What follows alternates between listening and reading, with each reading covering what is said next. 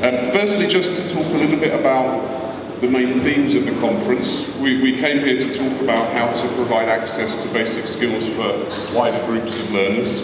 And we saw from the German presentations this morning and also yesterday morning two, I think, really important features of the German policy that we can all learn from and we can all aspire to equally have in our own national systems. One of them is the very obvious one of political commitment, which in Germany we can see certainly through the decade, the idea that they've committed for a decade, that it's not just one single ministry that's working on its own. So that commitment, that political commitment, long-term political commitment, and the ability to deliver on it, not just to talk about it, I think was a really impressive feature of what they're doing here in Germany, and one we could all aspire to. The other one, which Ulrich spoke about a number of times in his presentation, was around coordination. How do we ensure that the policies that we put in place are coordinated across areas of government, across the areas of responsibility of government, but particularly how do the agencies and the providers and the teachers and the outreach work? How do all the parts of the system work together in a coordinated and cohesive way? I think it's very important.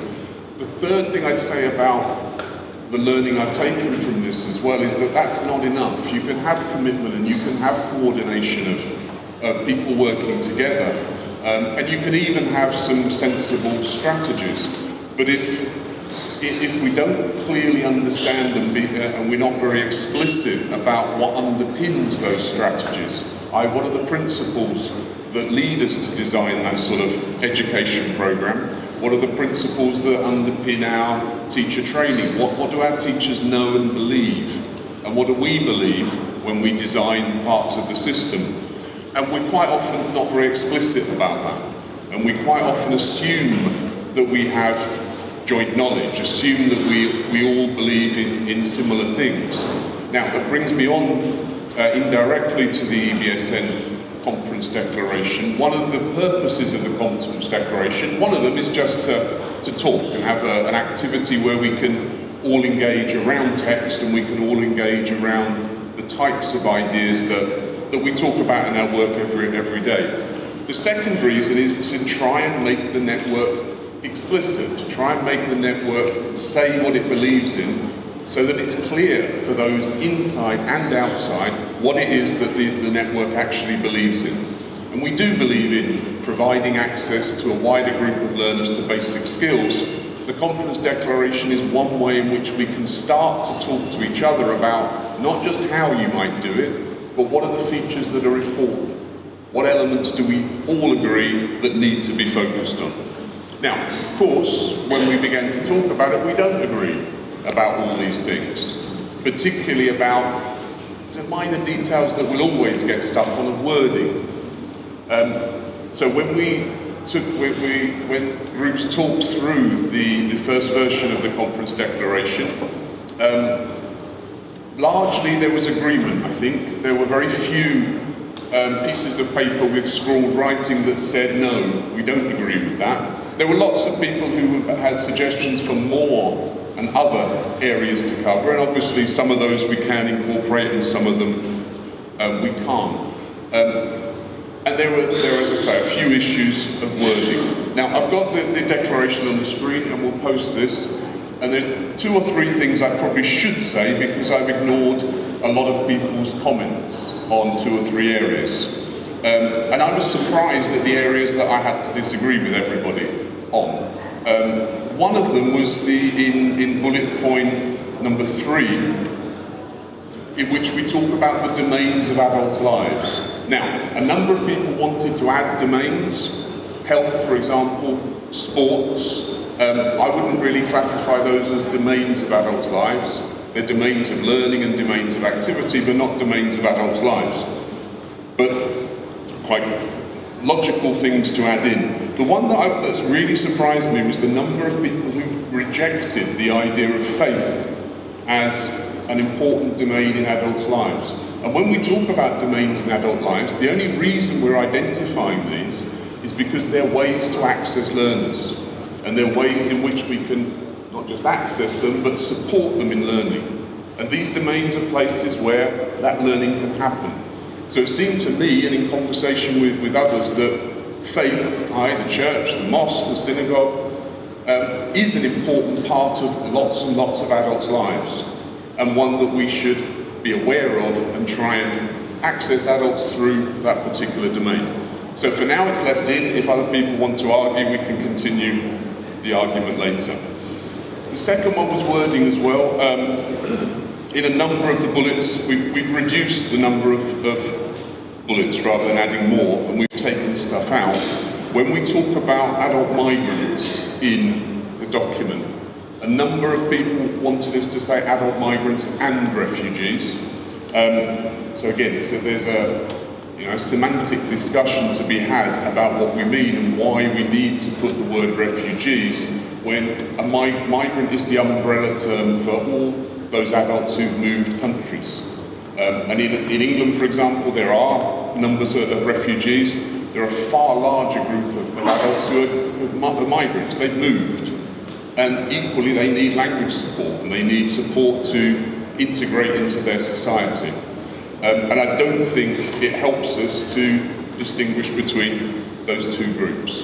When we're in a document like this, when we're working more on programs, yes, it's very important to distinguish the exact target group we've got, but I would imagine that EBSN supports language and integration work for all adult migrants, not just for those who have specific refugee status. So I've left that in, and I'm happy to argue with anybody who thinks it should be changed. Other things we've done, we've changed the language very slightly to talk about what we do, particularly in the preamble, that we recommend this, that we say this should happen. Now, that's the intention of a conference declaration, is to say that the people in the room, the people who participated in the conference, not just those who spoke on the stage, or those who were part of the organisation of the conference, but the participants, that we can leave the conference saying, yeah, I agree with this. I think this is a good statement of what EBSN stands for. It's a good statement for the type of work that we want to do. The final thing I'll say on this, so we would commend this to you to accept. The final thing I'll say goes back to, again, a question that Ulrich asked at the end of his presentation, which was, how will we know we've been successful? How will we know that this policy that we've put together will be successful? And this morning also in the panel there are a number of comments about research and the need for new research and the need to know better what works and how it works. And I also noted, Ulrich put on his last slide the existing challenges that they face in Germany, or the things that are unresolved, that they're not quite sure how to work. And they were, I don't know whether to say they were disappointing or they were just disappointingly not surprising, because they're the same issues, I think, in most countries. He talked about how do we identify specific groups of learners? How do we motivate those groups of learners to engage in learning? He talked about the problem of short-term funding. I presume that everybody in this room has had similar issues with short-term funding that ends before you've really seen the impact of the activity, and then the inability to turn that activity into mainstream provision because the funding's no longer available.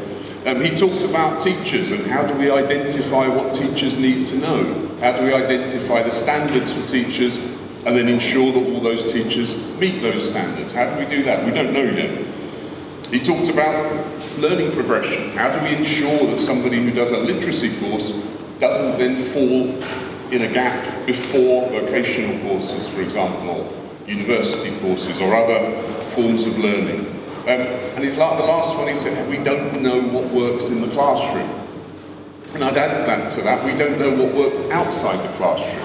And particularly, we don't know how to coordinate between informal provision outside the classroom and the formal provision of our learning systems.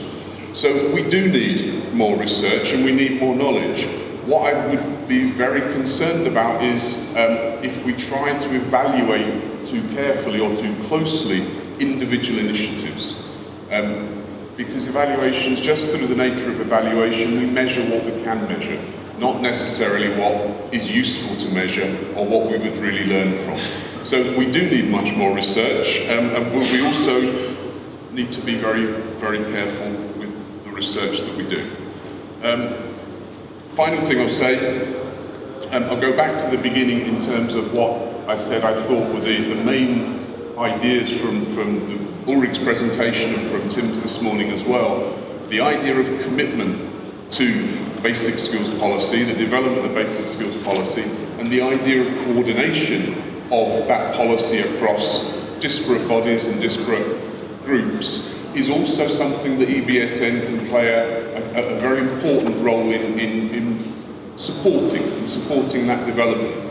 But it can only do that if the membership of EBSN show equal commitment to engaging with each other through EBSN and through the activities of EBSN to be able to develop the types of research, guidance, examples, sharing of good practice that we've all said over the last couple of days are really necessary. So I'll leave us by saying I commend the declaration to the conference. Thank you very much for your input.